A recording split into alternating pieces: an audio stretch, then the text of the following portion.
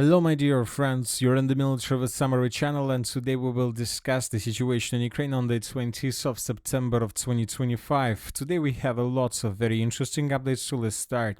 And first, let's talk once again about massive drone attack that was carried out by Russians between the 19th and the 20th of September of 2025. This morning, after the attack was finished, the pro-Ukrainian resources published this picture where we can see the approximate routes of Russian attacks. As you can see, the Russians were attacking just the eastern and the southeastern part of Ukraine. Lots of explosions were recorded in the city of Dnipro and along the line of combat contact between the cities of Pokrovsk and Kramatorsk, and another few more strikes took place in the northern part of Ukraine. Probably one strike worth attention is located to the southwest of the city of Chernigov. This one, as you can see, this attack was carried out by a missile, and today the Minister of Defense of the Russian Federation gave us this video where we can see what exactly the Russians attacked in this area. And in this video we can see how Russians, as a result of reconnaissance operation, managed to discover a position of S-300 system of the armored forces of Ukraine. This attack most likely was the first one right at the beginning of this massive missile attack and drone attack, and as a result of this attack, as you can see, the S-300 system of the armored forces of Ukraine was destroyed. And right after this, more missiles and more drones crossed the border between Russia and Ukraine and began moving in the southern direction. And several hours later, we start receiving first updates about huge strikes and explosions on the territory of the city of Dnipro. And during the previous night and this morning, we got lots of videos that give us additional details about this attack. In this video, we can see how Russian missile attack a building in the central part of the city.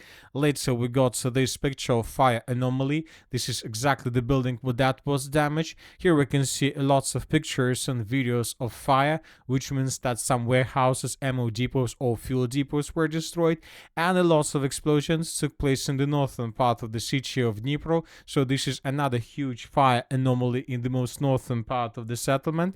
And here we can see the video of the consequences of attack. As you can see, some huge ammo depot or warehouse was completely destroyed. We can see how Ukrainians were trying to secure the area, how Ukrainians were trying to stabilize the situation. Of course, they most likely managed to stabilize, but obviously they suffered huge losses during this attack. So this is the situation with this. As we can see, the Ukrainians suffer huge problems with this. They still haven't managed to find a solution how to stabilize a normal military production. Now they start thinking how to remove their production and their plans from the territory of Ukraine on the territory of NATO countries. But this is also not an option, because from this very moment Ukraine will start relying once again on the Western countries, but not on their own productions and plans. Now let's move further and let's discuss the situation on the ground. And first let's talk about the Zaporizhzhia direction, where the Russians continue their offensive operation. As we discussed in the previous videos, most likely the Zaporizhzhia offensive operation is the main offensive operation of the late 2025 military campaign. And during the previous 24 hours, the Russians improved their positions once again. As a result of offensive operation, the Russians captured the village of Berezova, which is located to the northeast of the settlement of Uspenovka. The village was captured by the Russians, and today Russians published this video where we can see how exactly the group of forces is, how exactly the 36th and 29th Army were attacking this territory, how they were clearing positions, how they were bombing Ukrainian forces. And in the final part of this video, we can see at least 4 flags that were raised by Russian soldiers in different parts of the settlement. Based on this video, we colored the territory completely without any chances for Ukrainians to restore control over the territory. Furthermore, pro-Ukraine resources made small adjustments in the settlement to the south of the village of Berezova. We're talking about Nova Ivanovka. So no doubts, pro-Russian resources, pro-Western resources and Ukrainian resources confirm that indeed the Russians continue their offensive operation, and as for the end of the 20th of September, the Ukrainians still haven't managed to stabilize the situation. But this progress on the ground, let's say to the northeast of the settlement of Spenovka. This one is not the only problem that Ukrainians suffers right now. Probably the biggest problems are coming from the area of Poltavka fortified area. I would like to remind you that just yesterday the Russians improved their positions in this area. They captured a few more strongholds in this area, and they are about to be ready to continue offensive operation in the southwestern direction with the purpose to answer the settlement of Okhotniche. And today we start receiving reports that the Russians began offensive from the village of Vishneva in the direction of the southeastern part of Poltavka. And this is not the only problem for the 20th of September. Today we got a very important video from the settlement by the name of Chervone. This village is located between the Gulai Pole fortified area and Poltavka fortified area. So this is the video I'm talking about, and here we can see how Russians were attacking positions of the armored forces of Ukraine on the territory of the settlement using TSOS flamethrower system. This is not something like a regular attack, because we haven't received anything from this area for a very long period of time. This is, first of all, is an artillery preparation. This is the first thing. And the second thing is that this is an attempt to attack with the purpose to break through Ukrainian defense. And if Russians are able to break through Ukrainian defense and they don't have any other option, they will begin offensive operation in the northern direction with the purpose to capture villages of Chervone, Zeleny Gai, and Vesele, and this will allow the Russians to attack the settlement of Okhotniche and Poltavka fortified area from behind. So now we have no doubts that the 5th Army of the Armored Forces of the Russian Federation, first of all, is tasked to take under complete control and to capture everything along this line, including settlements of Poltavka and Okhotniche. Then Russians will continue offensive operation further in the direction of Uspenovka fortified area, and from these positions the Russians most likely will continue offensive operation in the direction of the city of Gulai Pole with the purpose to capture this settlement and this one of the most powerful strongholds from behind. If Russians can carry out this offensive operation, if they can finish this task, this is going to be complete collapse of the entire Zaporizhzhia defense, and from these positions the Russians will advance further in the northwestern direction. So probably we are witnessing the collapse of Ukrainian defense in the Zaporizhzhia direction. Obviously, the Ukrainians still have some time to stabilize the situation, but to do this, first of all, they need to take some units from other directions. But we know that currently Ukraine have huge problems with this, because it's not just about the Zaporizhzhia direction. Just a few days ago, the Russians launched their third assault operation, third major offensive, this time in the northeastern part of Kharkiv region. Now let's discuss this situation in details. The Ukrainians still haven't stabilized the situation in Pokrovsk. Now they have critical situation in Zaporizhzhia. They're trying to fix this as well. But now Russians launched their third offensive operation, third major offensive operation, and now Ukrainians don't know what to do with this. During the previous 24 hours, according to information we have, according to neutral mappers, according to pro-Russian resources, the armed forces of the Russian Federation managed to improve their positions significantly in the most northeastern part of the Kharkiv region. As of the end of the 20th of September, there is still nothing critical for Ukrainians, but you know that at some point the Zaporizhzhia offensive operation also started when there were nothing critical, and now we see that there is not just a critical situation in the Zaporizhzhia direction, there is a real disaster for the armored forces of Ukraine. So most likely in coming days we're going to see something like this in this area.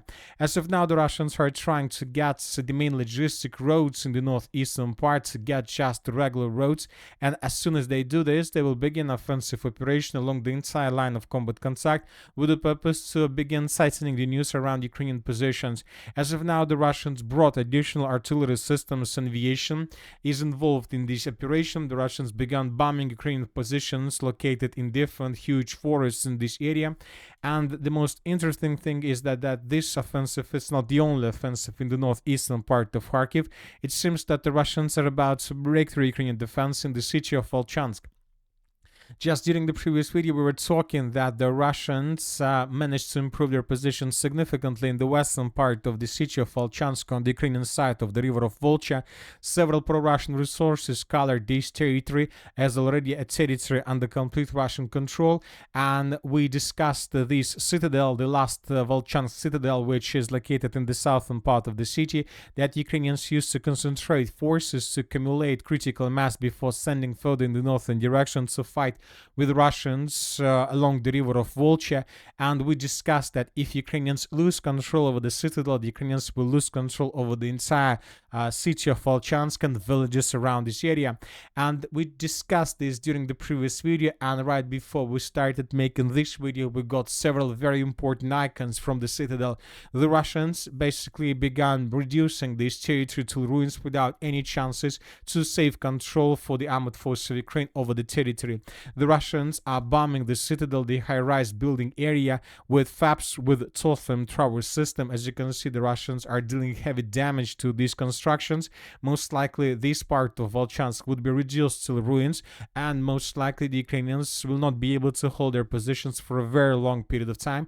And it seems that reports about Russian progress in the western part of Volchansk is correct and true, and most likely in coming days we're going to start receiving the first geolocations that will confirm Russian control over some part of the citadel. So it seems that a breakthrough moment is coming in the battle for the city of Volchansk, and then Russians will answer an operational space and will continue advancing further towards Russian forces who are currently fighting with Ukrainians in the northeastern part of Kharkiv region.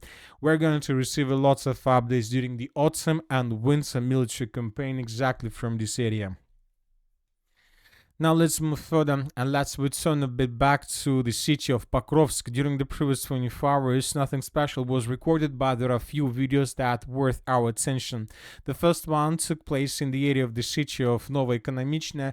Today we colored the central part based on the video that was published by Ukrainian resources, where we can see how Ukrainians attacked the school along the N32 road in the central part of the city with aviation. This video confirms that the school currently is in a complete control of the armed forces of the Russian Federation. I would like to remind you that several weeks ago the Ukrainians, as a result of counter-attack, restored control over the territory, but now we see that Ukrainians lost once again this strategical position. The Russians, it seems, are finishing the battle for the eastern part of the city of Volchansk, for the city of Mirnograd. We're talking about these positions, very important positions, because if Russians can control this territory, can let's say save their presence there, they will be able to reduce their activities in the area of breakthrough where Ukrainians continue counteroffensive. During the previous 48 hours, for example, we received lots of different statements made by Ukrainians that the situation here is very good for them, that Ukrainians are about to finish the battle for this territory, that everything is okay, that soon these pockets will be cut by Ukrainians, and many other different optimistic statements were made by Ukrainian authorities and military commanders. But today we got another very interesting video from the area of Novodonbass, and this is the video of this type that was published for the first time since the beginning of the battle for this breakthrough. And the value of this video and the thing that we can see here is how Russians were attacking positions of the armed forces of Ukraine with TOS flamethrower system. You know that TOS flamethrower system is a specific and unique weapon. For example, before let's say starting any assault operation on any settlement or any position, because it's very difficult to survive under attack of this heavy weapon. And the second thing, that this weapon is the best one against let's say opposite forces troopers. For example, if somebody wants to counterattack you, if somebody wants to counterattack you, but before this side tries to concentrate forces, let's say along some forest or tree line, if you use TOS flamethrower system against this position, most likely that nobody will survive after this. So I'm trying to tell you that the Russians brought heavy artillery systems to the area of breakthrough, and most likely during the next days we're going to see lots of attacks carried out by Russians with heavy artillery. Most likely Ukrainians will start suffering even bigger losses than they suffer them right now. And that's it for today. Military Summary channel reminds to condemn any violence in the world. Thank you for watching. Subscribe to my channel, put your likes, join my Patreon, and have a good day. Bye bye.